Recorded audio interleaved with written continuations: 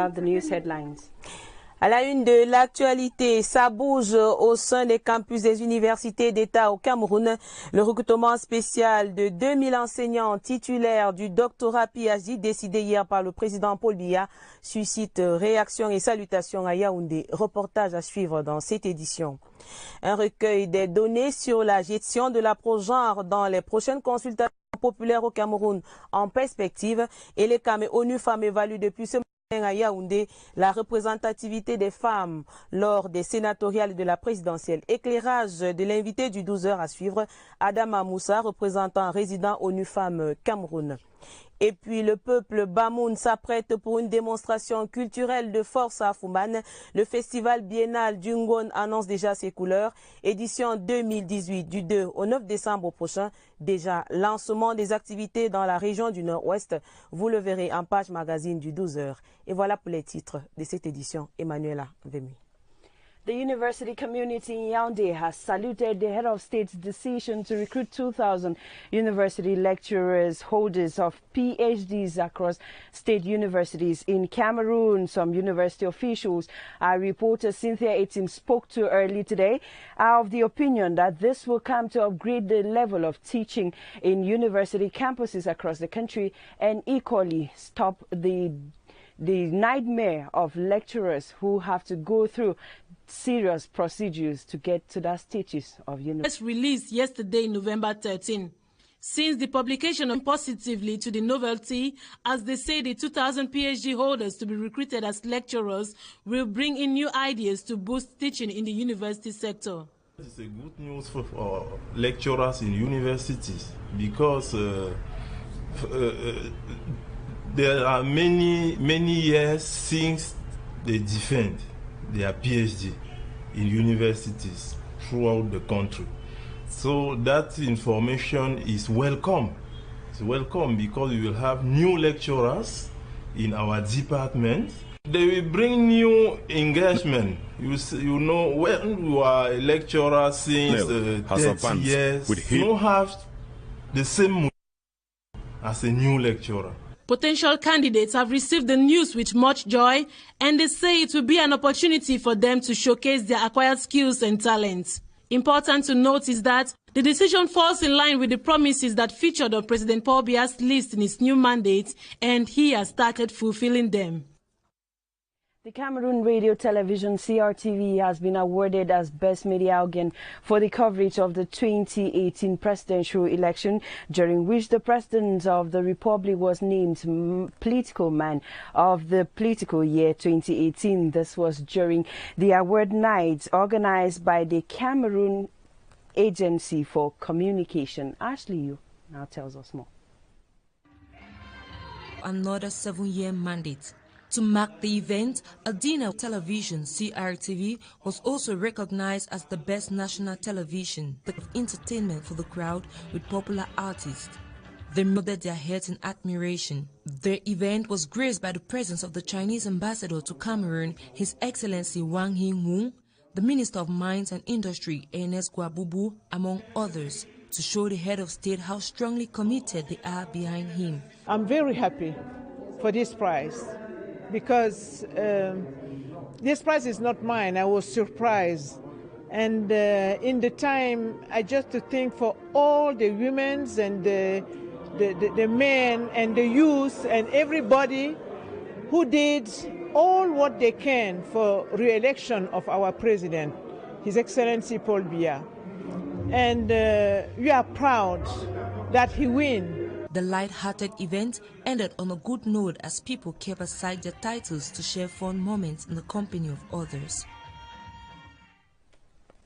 The Mora Dabanga Kuseri stretch of road under construction has received the visit of the World Bank Control Mission. The 5-man delegation made several stops at the military engineering regiment sites at Mora and was. As I said, we have the crusher, all the crusher plants are ready. We have one here, and the second one is in Gaoundé today, and we will be here in the coming days. The rehabilitation works on the 205-kilometer Mora Dabangi Kuseri stretch along National Road Number 1 were relaunched 2 weeks ago after initially suspended due to heavy rains. Madame, Monsieur, de votre attention, merci. Développer davantage l'économie du Cameroun pour réduire les importations, objectif fixé par le bureau de mise à niveau du Cameroun. Les travaux de la 20e session ordinaire du comité de pilotage ont réuni les principaux acteurs hier, mardi, à Yaoundé. Ils entendent Nan Galim.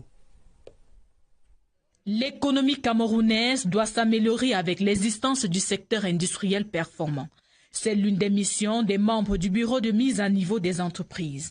Pour cette 20e session ordinaire du comité de pilotage de ce programme, il était question de graisser le bilan final. Nous allons débattre et échanger sur les opportunités que peuvent glaner les entreprises, la production locale et la transformation en termes qualitatifs et en termes quantitatifs de nos produits locaux.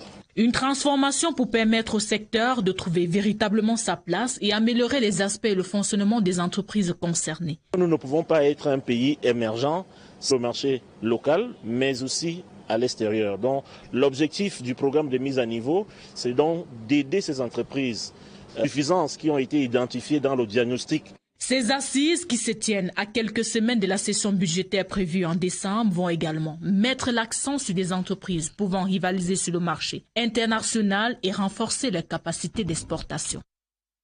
Et sur le front des chantiers prioritaires du nouveau septennat, mettre en valeur une politique de l'habitat digne de ce nom, la politique qu'appelle de tous ses voeux le chef de l'État à Paul Biya devra intégrer tous les aspects tels que l'accès à la terre, l'immatriculation foncière, le financement, l'obtention du permis de construire. De l'armée et les forces de l'ordre. Il faut des logements pour toutes les catégories de citoyens. Donc, nous pensons à un programme de 300 000. Maintenant, vous avez des actions transversales. Ces actions, c'est le foncier. Il faut mettre en place un fonds d'investissement et enfin, il faut jouer sur l'industrie. Dans la mouvance de l'accélération prônée par le président réélu, l'avènement d'un conseil de l'habitat créerait une véritable synergie entre les acteurs du secteur pour plus d'efficacité. Autre volet de l'actualité dans cette édition, l'analyse du taux de participation à l'élection présidentielle 2018 montre que des efforts sont encore à faire pour une meilleure implication des femmes au processus de prise de décision au Cameroun. Une réflexion dans ce sens se tient depuis ce matin à Yaoundé à l'initiative de l'ECAM et de ONU Femmes. Pendant 2 jours, il est question d'évaluer la représentativité des femmes lors des scrutins pour le choix des sénateurs et du président de la République. La finalité, c'est d'élaborer le recueil des données sur la gestion de la pro-genre dans les prochaines consultations au Cameroun. D'autres détails avec Séverin Alégambélé sur le site de l'événement. Et les responsables d'ONU Femmes. Il s'est agi Eric Essoussé. Il a été question de préciser le cadre de cette réflexion qui va durer 2 jours et qui va donc permettre de voir si on a avancé dans le domaine de la participation ou de l'implication de la femme dans les processus électoraux. C'est vrai, on a vu qu'il n'y avait aucune femme candidate à cette élection, mais on semble dire ici qu'il y a eu des efforts de part et d'autre pour que la femme soit impliquée.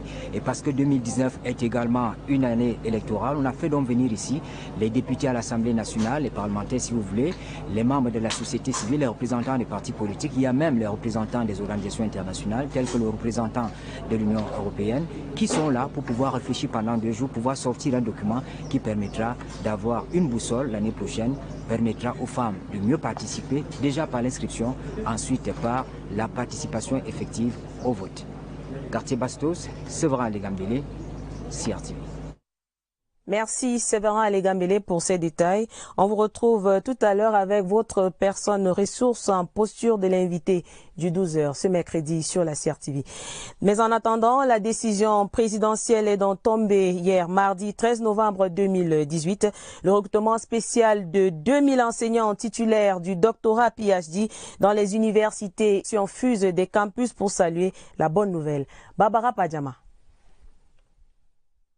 Signée du président de la République universitaire. Nous sommes dans une faculté où le nombre d'étudiants est en train de passer à 30 000. Vous comprenez comment c'est désormais difficile de les encadrer, surtout que depuis 2-3 ans. 2000 enseignants titulaires d'un PhD seront recrutés sur une période de 3 ans à compter de l'exercice 2019. C'est une bonne nouvelle qui tombe aussi à point nommé pour ceux qui réfléchissaient à comment valoriser leur PhD qui est l'appellation du doctorat, toute discipline, en anglais. L'annonce hier, elle a paru dans les journaux, c'était une réjouissance pour nous tous, parce que nous sommes nombreux qui attendions des grandes opportunités du président de la République. Retrouvons maintenant Séverin Alégambélé au siège de ONU Femmes. Il s'entretient avec Adama Moussa, le représentant résident de ONU Femmes au Cameroun. Séverin?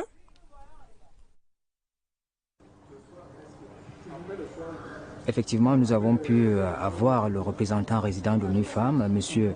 Adama Moussa, qui est avec nous et qui coordonnait un tout petit peu les travaux en salle tout à l'heure. Merci de nous accueillir chez vous. Alors, on sait qu'avec le scrutin présidentiel qui vient de s'achever, ONU Femmes a eu une participation active pour pousser les camps, pour pousser les femmes à pouvoir s'impliquer. Qu'est-ce qui a été fait? Comment vous évaluez vos actions aujourd'hui? Je voudrais sincèrement vous remercier pour l'intérêt que vous portez à cette activité.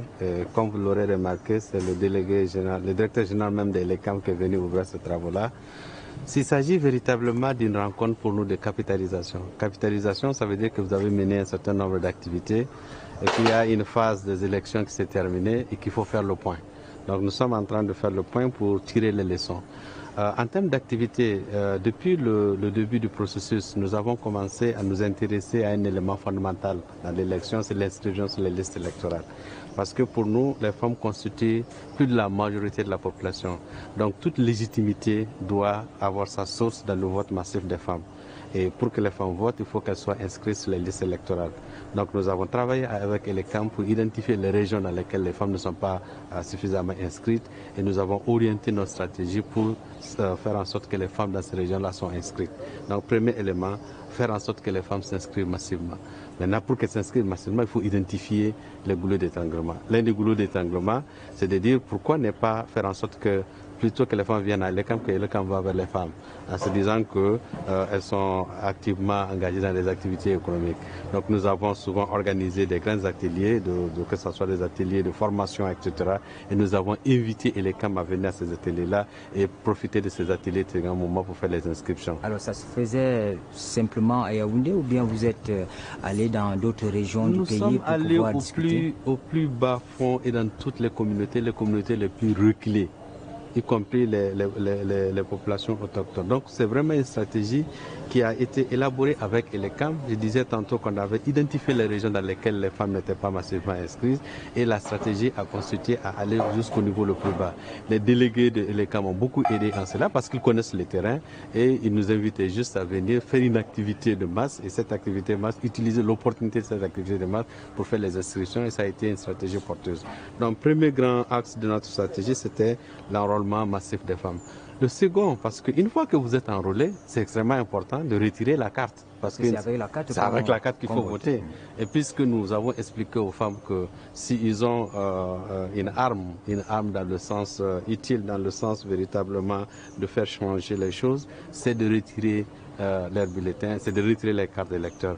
Donc nous avons utilisé la même stratégie pour s'assurer que notre travail d'enrôlement ne soit pas un travail vain et utiliser la même stratégie pour faire en sorte que les femmes retirent les cartes d'électeurs. Donc c'était la même approche et nous avons aussi renforcé notre stratégie pour le retrait massif des cartes d'électeurs. Deuxième axe. Monsieur le représentant résident, vous convenez avec moi que le Cameroun n'est pas encore au niveau voulu par les recommandations de la plateforme de Beijing, 30%. Au sénatorial, c'est 20 femmes. À l'Assemblée nationale, on est un peu plus au-dessus de 31%. Et puis dans les conseils municipaux, nous en avons 360, c'est 8 femmes maires.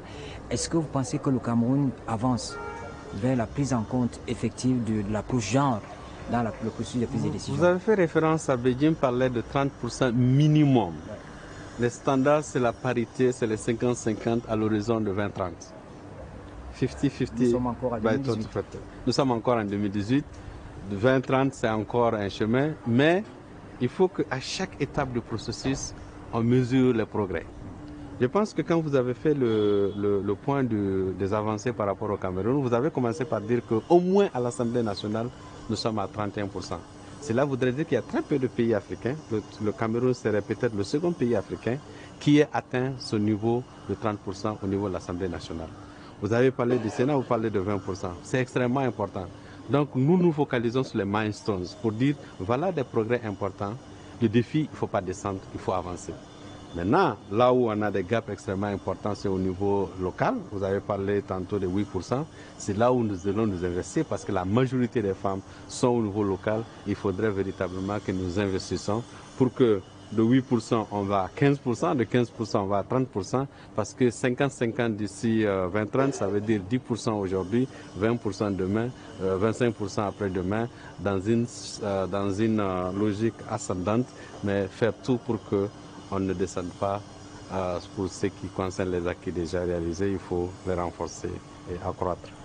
Monsieur le représentant résident, nous savons que vous avez beaucoup de travail. Il y a les députés, les sénateurs, les membres de la société civile qui vous attendent dans la salle pour pouvoir continuer cet échange qui va durer 2 jours. Mesdames, Messieurs, c'était Monsieur Adama Moussa. Il est représentant résident de ONU Femmes. C'est dans ces locaux que nous nous sommes retrouvés pour cet atelier de 2 jours qui rassemble donc toutes ces personnes citées tout à l'heure avec la collaboration d'Elections Cameroun.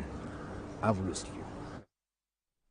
Thank you very much, Severin Aligambele, for that guest. We now take you to the Northwest region, principally in Bamenda, where governance in councils of the entire Northwest region is being evaluated at a restitution meeting in Bamenda. The event taking place at the regional delegation of many parties organized by the National Community Driven Development Program, PNDP, which aims to foster local development of councils in that part of the region.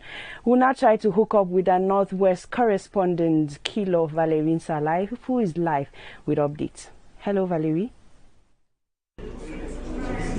Welcome here to the conference room of Minipat Regional Delegation here in the Northwest region, where the financial evaluation of the councils in the Northwest region is to take place shortly. What is it all about, and what are the details, and how is it expected to improve on the performance of the councils in the region? Well, those are some of the major issues that will be deliberated upon here. For more insights, let's get in touch with the Mayor of Ndo Council, Bonyu Emmanuel. Thanks very much, sir, for talking to CRTV. You're welcome. Okay, so just take viewers through what are the key issues you are going to be discussing today at this restitution. You call it restitution. Right, this is a restitution workshop in connection with the performance basket. The performance basket is a conception of PNDP, which aims at making sure councils improve levels of governance using a PNDP approach, so that we can, get down to the grassroots and make decentralization very effective. Okay, and since he's talking about performance, I just want to ask him briefly the performance so far of the Ndo Council. What do you say about just briefly ahead of this evaluation? How has the council been faring so far? Well, we're doing our utmost under very difficult conditions. Particularly, we're talking about 2018. This is the most difficult year for all the councils, not just new councils. Performance of councils this year has been in the doldrums, because the socio-political climate has not been conducive enough for us to do our utmost. As we speak, there are not up to 25 councils that are operational. Live from Bamenda for CRTV News, this is Kila Valerie Sala. Over to you, Yaoundé. Thank you very much. We now take you to Betua, where the Betua 1 Council Hall under construction to the tune of 360 million CFA francs is said to be 90% complete, according to contractors on the site. The information was made available to East Governor Gregoire Mvongo, who went visiting the structure. Our reporter Tala LT was with the tranche d'âge la plus atteinte, c'est celle de 25 à 49 ans. Mais ce qui est alarmant, c'est qu'on note une féminisation de l'épidémie, parce que 55,8%. Et la tranche la plus à risque, c'est la tranche des adolescents et des jeunes. Pourquoi? Parce qu'ils présentent beaucoup de vulnérabilités. Des vulnérabilités psychologiques, qui n'ont pas le pouvoir de négocier le port du préservatif pendant le rapport sexuel, de vulnérabilité financière. Prise en charge régulée des personnes vivant. La prévalence du VIH selon les études de CAMFIA en 2018 est de 3,4%. On a pris des mesures telles que la gratuité du test de dépistage, de suivi telles que la charge virale qui est subventionnée maintenant à 5 000 francs. Or, elle était bien coûteuse auparavant. Et puis aussi, nous avons des tests positifs au VIH doivent être mis sous traitement. effectivement suivis.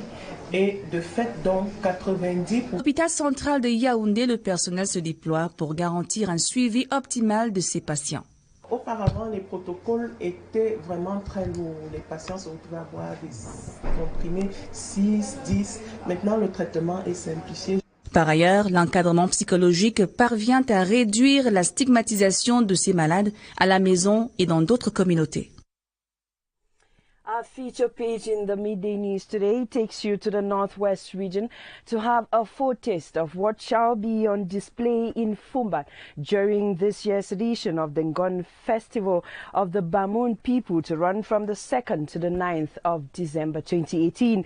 The launching ceremony in Bamendas of this edition of the Ngon Festival saw the participation of people from the Nsop land. Details with Kilo Valerie Salai.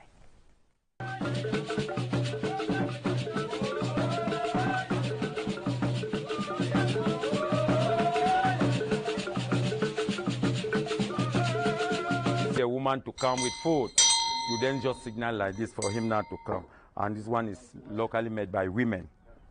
The choice of the Northwest to launch the 547th December is no coincidence. They saw the Bamons and the Bamwans.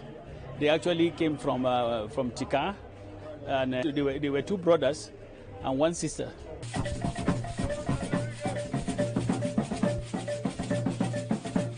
The Ngon Festival has been existing for over 600 years running, but it is still up and kicking. Now sports to end this edition of the Midday News. Members of the organizing committee of the upcoming National Games of Cameroon Dixiad have been called upon to respect age limits and speed up the preparations ahead of the upcoming competition to run from December 15 to 21, 2018. The call was made yesterday by the first vice. See you tomorrow. Have a nice time in the company of CRTV programs.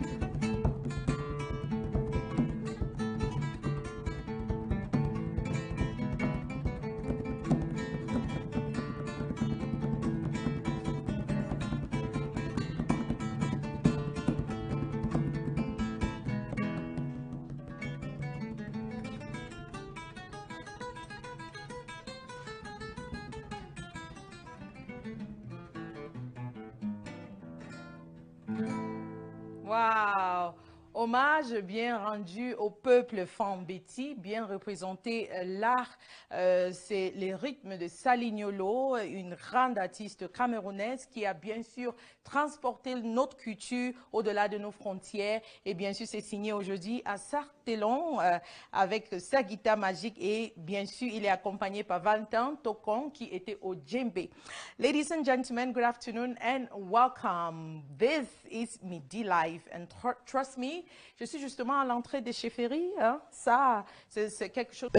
Il faut dire que le musée de civilisation, c'est un centre d'interprétation des différentes civilisations que nous avons au Cameroun. Et